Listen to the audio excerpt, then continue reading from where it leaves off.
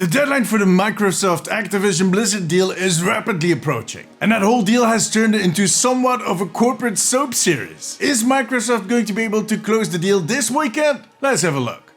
Hey guys, I'm James from the Omnic Post.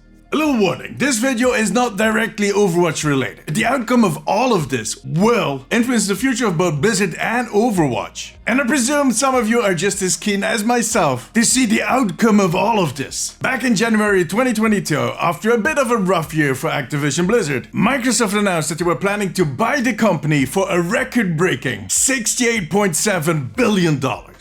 That's a lot of money. And ever since, this story has been one huge rollercoaster ride. And we knew from the start that the deal wasn't going to be closed completely till this summer. It needed to be approved by all kinds of authorities in the nations that they do business, and that is a long list of countries. Now, this deal had us Blizzard fans dreaming about our favorite company being released from the greedy shackles of Bobby Kotick and his friends at ABK, while others feared that this would be the start of some type of monopoly, and none more than the execs at PlayStation. The lobbying started. Now, 18 months later, and almost the whole world has approved that deal to be made, except for two countries. The UK CMA blocked the deal back in April, and in the States, the FTC has been working really hard to stop Microsoft from moving forward with this. When the CMA blocked the deal back in April, most of us, including myself, were rather pessimistic about the future of this deal. It was a bit of a setback. But Microsoft came in flexing their muscles, and they appealed the decision immediately. The thing is, according to sources, an appeal with the CMA usually doesn't pan out. Well, that was until Microsoft started talking about leaving the UK. Other big tech companies started chiming in, and the EU, which the UK used to be part of, approved the deal. That kind of made the CMA look like that old lady that is yelling from her window that the kids on the playground need to be more quiet. On top of that, the report that the CMA released on the decision just reeked of ignorance and PlayStation.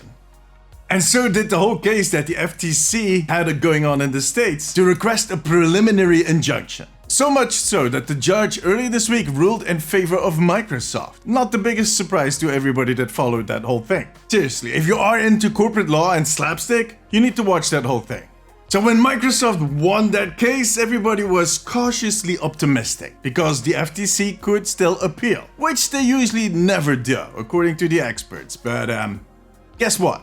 They did this time, which is kind of weird. They're kind of putting themselves out there now with taxpayer money. They need a zinger of a counter argument now, or at least something that will turn things around, because otherwise they're going to look rather foolish. On top of that, earlier this week, the CMA in the UK halted the whole investigation to start negotiating with Microsoft on what they might have to change to the deal to have it pass. This is where we're reaching that cliffhanger moment. The "I'm not Ricardo, I'm Ricardo's twin brother" moment. The FTC had a temporary restraining order on the deal to allow that case that ended this week to happen. The restraining order ends tonight at midnight, like local time in California. Microsoft finds itself between a rock and a hard place. On Tuesday, which is also my birthday by the way. Thank you.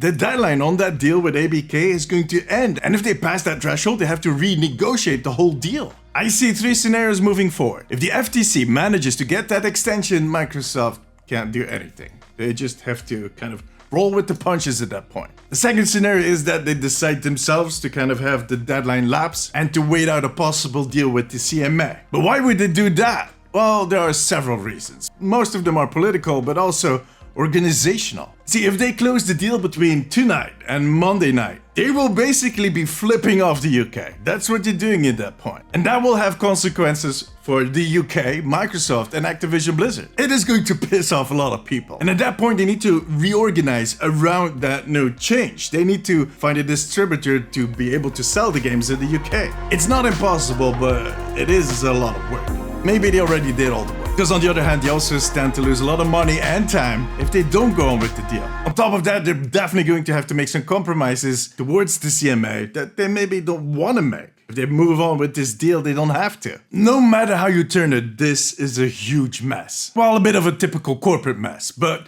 one thing stands out for me. I can't but wonder why these authorities are pushing this so far. They're going beyond boundaries that they have not gone before, or at least very rarely. But now, in this case, suddenly they all kind of go the extra mile. What motivates them to push in all this effort, time, and taxpayer money to get it done? Well, if you would ask them publicly, they would say, we're here to defend the consumers, which is bullshit.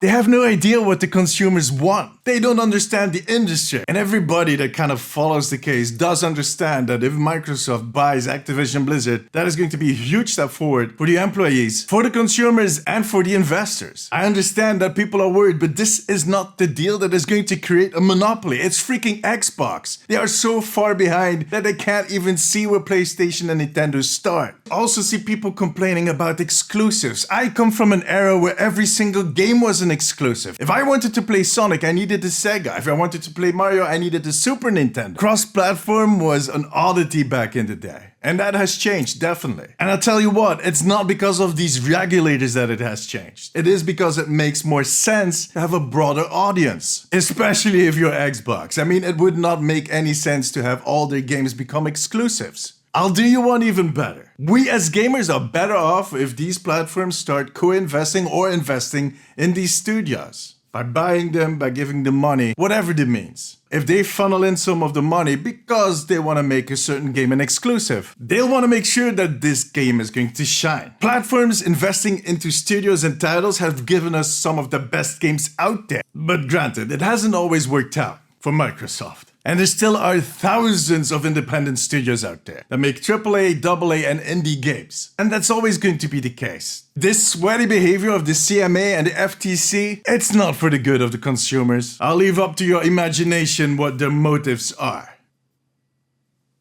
In any case, these are critical days in the future of Activision-Blizzard, and I don't care about Activision. I'm talking about Blizzard. I genuinely hope they close the deal by Tuesday. I mean, just go for it. In case they do, I'll keep you posted. Now, for the question, what console do you prefer? Are you a PlayStation player, an Xbox, Nintendo, or just PC? Let me know in the comments. Join me during my streams on twitch.tv/DamesIsTV and make sure to subscribe for more updates on Overwatch and Blizzard.